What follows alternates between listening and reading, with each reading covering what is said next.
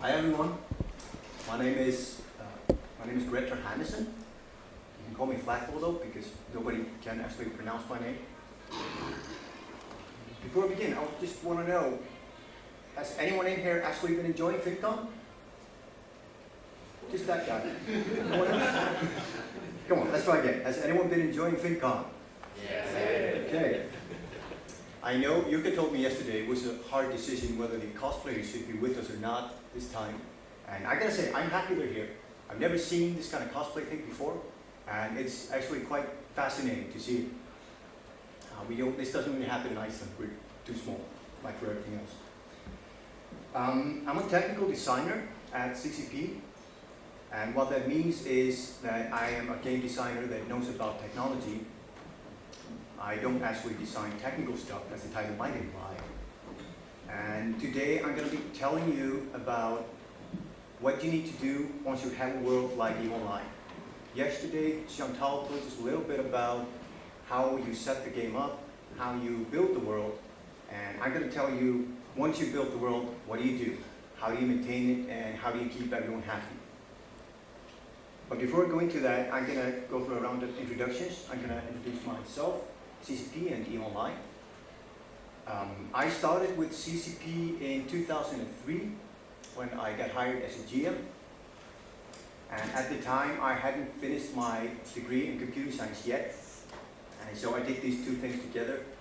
And once I finished my degree, I went over to programming the software for GMs. GMs, by the way, are the customer support people of EVE Online. We call them game masters. And those are the people that talk to the players, that help the players when they have problems, and generally do everything to make the game easier for people. I was in GM software for about a year, then I moved into game logic programming, and at my own insistence, I went from there to technical design. I always wanted to be a game designer, and now I am. Thank you. CCP was established in 1997. It started off as a really small company, and it didn't grow very much for the first years. It took them a while to get all the money they needed to do the project, to get all the foundations ready, to get the technical knowledge they needed. And in fact, in the beginning of the year 2006, there were still just 40 of them, while today there is over 350 employees at CCP. And that does not include contractors, freelancers, and strategic partners, which would probably double this number again. I like to say we're all around the world. Most of us are in Atlanta, Reykjavik, and Shanghai. So that includes the majority of the continents, which is good enough for us. But we're always expanding, and we're always growing, and we want to do more and more things. At this moment, we only have one product out there, which is EVE Online. We are working on other projects, we're working on doing more things, but this will always be our flagship product. EVE Online is always our baby, and we'll always love it like one. Can I see a show of hands? Is anyone in here who is not familiar with MMOs? Okay, there's a few, so I'm just going to go through, as I introduce EVE Online, I'm going to go through that as well. An MMO is a game that you play online. You have to play it on the internet, and you have to connect to our servers because you play with other people all the time. And we have 250,000 subscribers, which means you're playing with 250,000 other people whenever you're playing. If you can imagine a huge sandbox, the sandbox, well, quite a bit bigger than Tampere probably, that 250,000 kids are playing in, that's a pretty good description of EVE. If you leave the sandbox, if you log off and turn off your computer, the sandbox is still there. The other 250,000 kids don't go home just because you did. So when you're not there, the world still keeps on running and everything keeps on happening for the other people. When you get back to the sandbox, everything you already had before is still going to be there. The ships you bought, the skills you trained, everything you've done is still going to be there, well, unless someone else destroyed it. And what's unique about EVE is that all our 250,000 players play on one server. We don't split this up into shards, as the other games call it. where there might be 3,000 to 5,000 playing together, you're playing with 250,000 other people.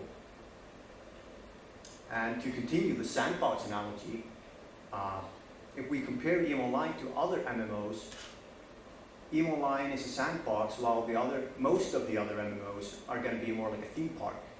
In a theme park, everyone goes on pretty much the same rides. You get the same goals, which are to get to the end of the ride, and you go the same path through the ride. You go through levels, you play the end game, you get the equipment just like everyone else. In a sandbox, I mean, EVE Online, it just gives you a shovel and it gives you a bucket and it tells you to go nice. You have to find out what to do with the shovel and bucket. You have to make your own goals, and we just give you the tools to do that. In EVE Online, we will give you production materials, we will give you ways of producing things, we will give you ways of destroying things others have produced, we will give you a lot of area that you can conquer, but we won't tell you what to do with it. People do produce ships, people do buy and sell ships, people do blow them up, but not because we say so, but because they figure that's what's fun. And the way to make this happen is through interactions. You can solo play EVE, but you can never avoid interacting with other people. If you buy that ship, you're buying it from one of the 250,000 other players. If you blow up a ship, you're blowing up some other player's ship. And everything you do affects other people. So that's really what makes the sandbox come alive, because if you were just alone in an isolated area in the sandbox, it just wouldn't work out. So to get to the meat of the lecture, now that we have this world, we have 250,000 kids in the sandbox, what do we need to do to keep them there, to keep them happy and to keep them playing? And these are the four main things that we have identified. First of all, the show must go on. The show always has to go on. The servers have to be up whenever somebody wants to play, pretty much. If you want to play and the servers are down, we might have the best content in the world, we might have the best features in the world, but if you can't access it, it really doesn't matter. You're just going to go do something else. Also, we have to help people use the content and use the features. If we introduce something and nobody understands how to use it, and nobody's able to figure it out, it could have the best gameplay in the world. It could be the most fun thing to do once you understand it. But if we don't help you understand it, it's still not going to be fun. And it's not fun either when people around you are cheating, or when people around you are harassing you, doing things that basically ruin your gameplay. And this is why we have to enforce the rules. All MMOs, all games have rules of conduct, how you can react to other people, how you can react to the game, how you can relate to CCP employees, for one. And if we don't enforce them, they don't really matter. It's like they're not really there. So we got to enforce the rules. And these first three things is what I like to call transparency issues. In as much as if we don't do these things well, if any of these things are badly done, everyone will notice it. If we do them well, if it all works as planned, all works as expected, nobody's going to notice it. So if you do the first three things well, people will notice your features. They will notice your content. And then the most important thing is, of course, to develop the content. People are paying us a monthly subscription. This is something that is quite recent in the game world and was just introduced pretty much with MMOs. And if they're paying us a monthly subscription, they expect us to do something monthly for them. They expect us to develop the world. They expect new areas to explore, new gameplay to do, new stuff to play with every day, every month, every year. And yeah.